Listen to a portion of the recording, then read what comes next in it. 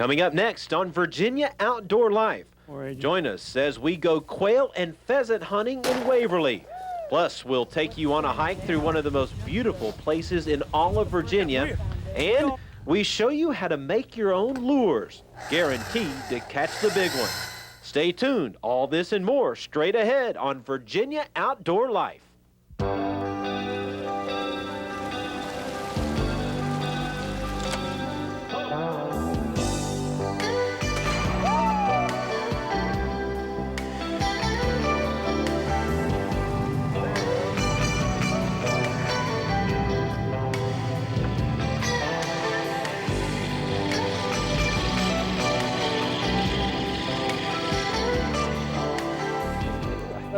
Let's do it.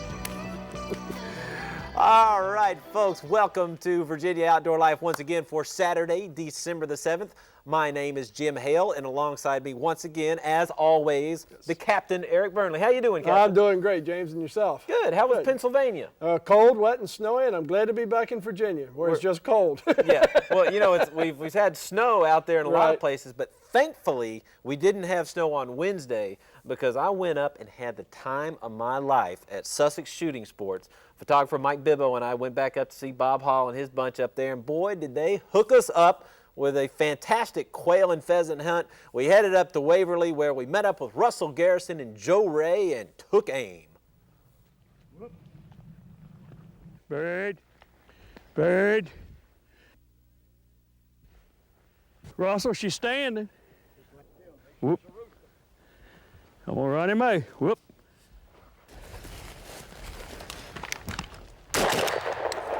You're late.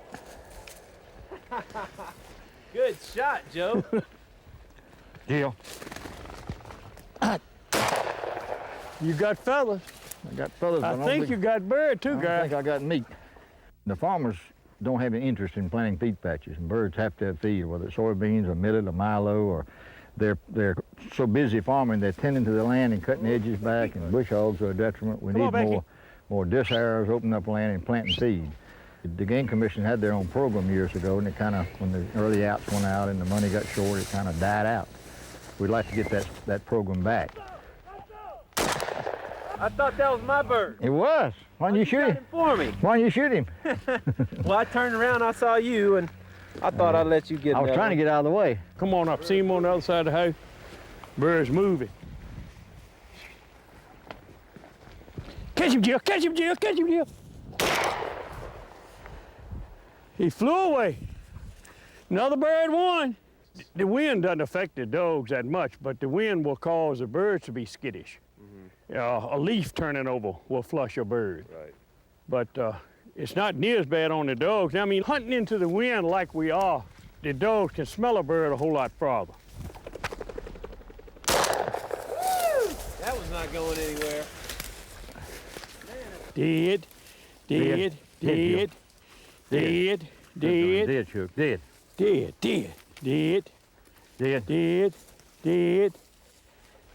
Why is it that the cockbird's so much more beautiful? Because all males are the prettiest in the animal world. Right, that's The true. male always. No, I shouldn't say that. In the wildlife world, not. The male does the strutting in the family. He's always a strutter. Don't you dress up sometimes and do the strutting? Okay. Yeah, I guess so. Killed any birds? We got a few, Bob. Let's see. Got a little something. If I give him my horse something to drink, he's thirsty. We got some quail here. Yeah, he likes that dark Sprite there. All right. Did you want something? Let's get these birds. I'll take them back and get them clean for you. And then you guys can go back to hunting. How about that? Okay, sounds good. Birdie here. Bird.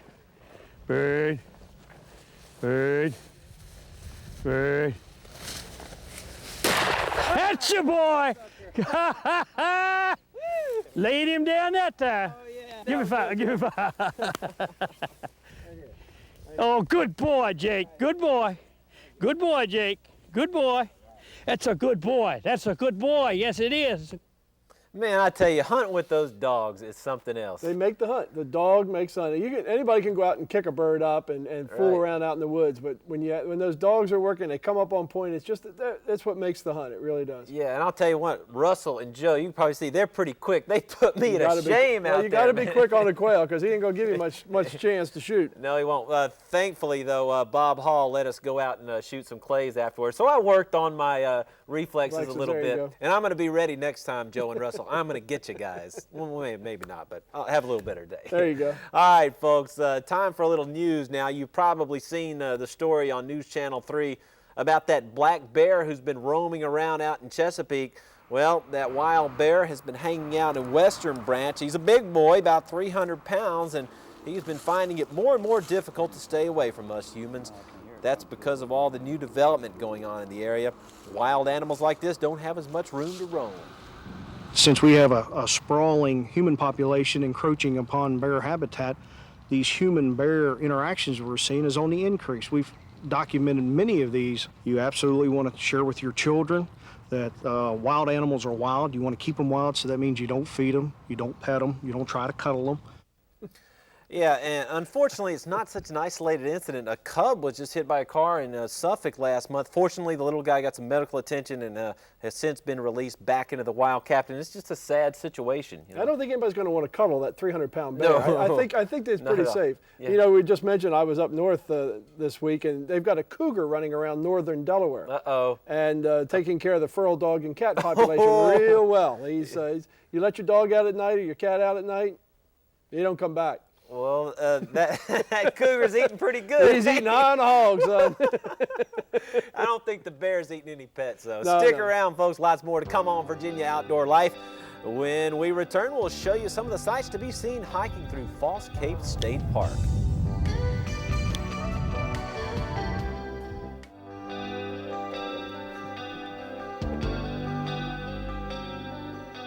Hey, folks, you know, there is certainly no lack of beautiful things to see right here in this region in the great outdoors. And I know, Eric, you spent a place at one of your favorite places here recently. Yeah, we went down to False Cape State Park, and it's just a wonderful place. And as I've said, how many times have we said how lucky people are to live in this area and have the availability of places like False Cape State Park. It lies at the southernmost part of Virginia Beach, right between the ocean and the Back Bay. And few places in the state can match its beauty.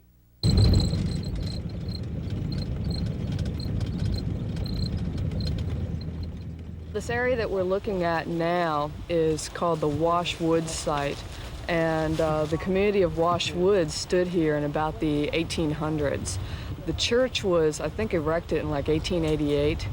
This whole area we see was the town pretty much, and all that's left from the town of Wash Woods is this steeple from the church, the basic brick foundation, and the cemetery off to the back of our left.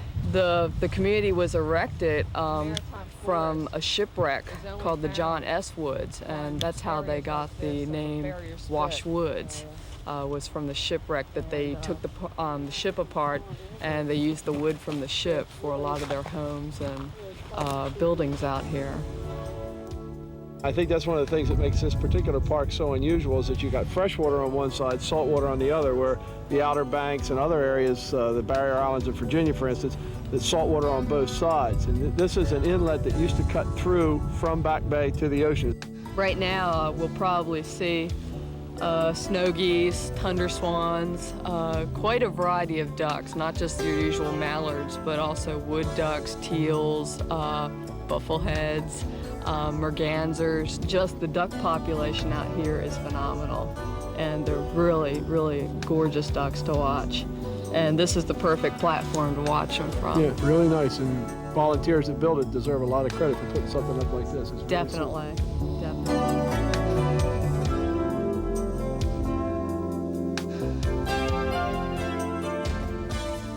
Man, that is absolutely fascinating. I had no idea that a town actually used to exist Oh, yeah. right there. Yep, yeah, they called it Wash Woods because the ocean would wash over from the Right. into the bay. But then during the Depression, the Conservation Corps that they had during Right. the Depression put sand fences up and created all those dunes you see were created by people during the 30s during the Depression, and that stopped it from washing over. But by then, Wash Woods was abandoned, and it was no longer a viable town. Yeah, and you know, I've been back there one time, and it is incredible how it's really so close to us, just right there, just down at the other end of Sandbridge, and you're there at just an absolute... Well, it's not quite as close as we would like it to be right now, Right. because in what my opinion is overreaction by the Fish and Wildlife Service, they have closed Back Bay Wildlife Refuge. You can't go through there, walk through there, ride your bicycle through there. Isn't that the only way you can get to Falls Well, Cape? either that or walk down the beach for 7 miles. All right. So unfortunately, you won't be able to get there. Most people won't be able to get there until the spring when they open Back Bay National Wildlife Refuge back up again. Well, when they do, folks, Yes, hey, beautiful you place. got to go scope it out. It's awesome. And once again, we've got lots of pictures to show you this week. This has got to be one of my favorite parts of the show right here, Captain. So let's get out that outdoor scrapbook and take a look. We start out with striped bass. First, Clay and Conrad Macon of Virginia Beach. They've got a 40-inch rockfish caught last month on the Epilogue. Also with the stripers, Marty and Arch Brown of Virginia Beach. They are avid bass anglers. The Macons caught their fish in the channel cutoff at Windmill Point. Next, we have Quinn Rhodes alongside Evan and Scott Rhodes. 6-year-old Quinn has a squirrel from his very first hunt this fall. His brothers Evan, age 9, and Scott, age 12, are showing off a teal, a widgeon, and a nice pair of ducks. More family pictures. John and Michael Cobb are showing off tog, and John Sr. has a 4-pound, 2-ounce speckled trout. Here's a group of youngsters from Second Presbyterian Church of Norfolk on a Sunday school outing. From left to right, we have Ellen Picker, Anwari Khan, Sarah Free, and Michael Ross. Next page has 4 fishermen from Chincoteague. From left to right, Emmett DeWitt and Bob Packard aboard the Yakety Yak. And Woody Mears and L.V. Wheaton all have 4 striped bass caught in Chincoteague. And finally, hey, that's me, along with some of my buddies from the Round 3 Hunt Club out in Chuckatuck. Brian Johnson bagged this huge 10-pointer while hunting last month.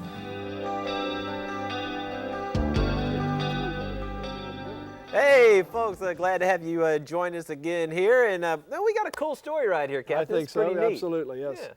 A good friend of mine, Dr. Tran, and his lure making procedures at his house. And it's something that anybody can do. Now, you do have to buy a few tools and such like that, but it's something you can do without a great deal of investment in time and money, and it'll help you out. And there's a lot of excitement about catching a fish on something you made or something you put together. And Dr. Tran has been making these lures for a number of years, and he's getting great results. Best of all, you don't have to be Bob Vila to do it, so check this out. Hey,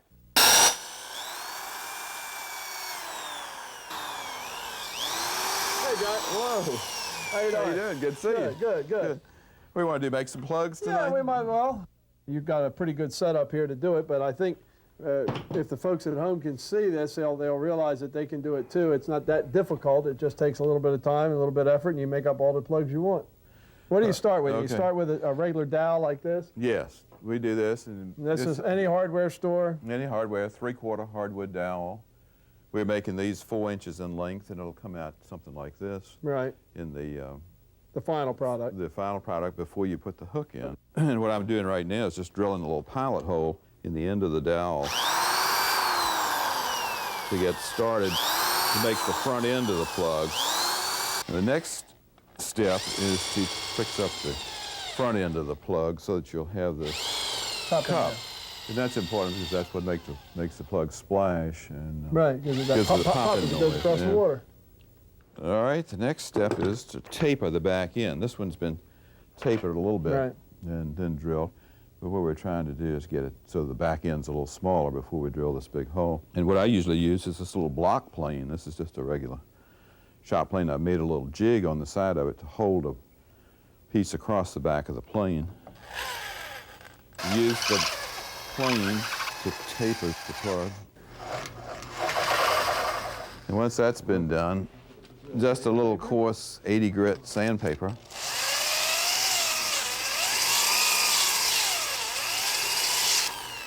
The next step is to drill the hole in the back for the sinker, which is a 3/8 inch hole roughly. depending on the size and weight of your sinker.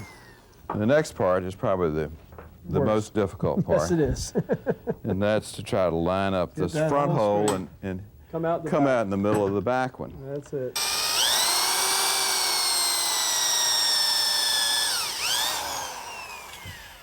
The next step, I guess, we need to put a coat of Right. primer, but then put the fluorescent red on the front. Right. And then you could paint the back any color you like. I like the Duke blue and white, Right. or the VMI red, white, and yellow. This plug would cost you easy $5 if you went to buy it in the store. What do you figure it's worth in materials, Doc? Maybe 50 cents. So you save 10 times the value of it, plus you're going to have a good time doing it. And he's not doing that for any profit at all. Oh, no, That's just no. his hobby. That's all his the way. hobby, and he has, well, woodworking is his hobby. He has a beautiful wood shop Yeah. out there alongside of his house. He's turned his garage into a wood shop, and he does not just make plugs. He makes furniture. He does all kinds of stuff. But that, what kind of wood was that? That's just a dowel you Right, can buy in right. any hardware store, like he said. Now, when you run the wire through, you use a wire leader, and you run that through, and you take a little egg sinker and slide that down on the leader, and that goes into the plug, and that gives you some casting weight. Plus, it allows the plug to sit on an angle because it's weighted on one Right. end. And then you can use a single hook or a treble hook. I prefer singles, and other folks prefer trebles. And the real fun is when we all get together at Dr. Yeah. Trance in the winter. He builds a big fire in the fireplace, and you get 5 or 10 guys over there, and everybody's doing a step. Oh, and you yeah. can turn out 100, 150 plugs in an evening. And it's a lot of fun. You get together with all your friends and a little libation, and some of the holes get a little crooked, but hey, it all You comes got it. Hey, out. I'm coming over for that part. You got it. Hey, you can fish striped bass till December 31st, so there's still plenty of action to be had out there. And on our hot product segment right now, we got a couple of lures that are going to help you do that. Yep, 2 of the best. We've got the Man Stretch 25, and we've got the Creek Chub Jointed Pikey. The old Pikey's been around since striped bass have been around, I think. And but the Stretch 25 is somewhat new, but boy, has it been a hot lure of late. It really has been a good one. These came from Lighthouse Tackle, and we appreciate them helping us out with our hot product for this week. That's on Granby All right. Street, 25th and Granby. Uh-oh. Well, you dropped Crabs a are few getting there. loose. They're Stick it getting back in loose. there. Put them back in the Running crab free. Running Here we go. free. Then we're going to give away, what, 2 of these, Mike? Okay, 2 here we cards? go. Oh, all right, 2 away. cool. Go ahead and grab, All right, grab a couple there. There's 1. And here's 2. Okay, I got John Mays of Chesapeake. And I've got Michael Goldsberry of Chesapeake. We're going to... 2 plugs going to Chesapeake. The winter yellowfin fishing is really going to be hot. We were down there this week and took some video of what's been coming in, and it's red hot right now, and that'll keep going all winter. These yellowfin tuna will be coming in all winter long. Now, these were nice sized fish. These fish were caught on the Tar Heel out of Pirates Cove, but they also, the boats running out of Oregon Inlet are also getting into them just as well. These were good sized tuna. Some of the ones that we'll get later on will start to get a little bit smaller, but limit catches will be common on any day you can get out. The big phantom for tuna fishing is always the weather. Oregon Inlet is not a happy place on any kind of a wind. So it's always, in my opinion, it's time to put your small boat away. If you want to go out Oregon Inlet in the winter, charter one of those nice big 50-footers They don't call it the down there. graveyard of the Atlantic No, for sir, nothing, they do sure they? don't. It is a mess. It is a mess to try to run out of there. And, of course, the striped bass fishing along all the bridge tunnels. We're going to have some really big fish. We're going to have some really cold weather, but we're going to have some really big fish, 40, 50-inch fish easy. I think it's time for you and I to hook up on one of those yellowfin deals. Okay, there, bud. let's do it. All Let's right. do it. Until then, folks, we'll see you out there in the great outdoors.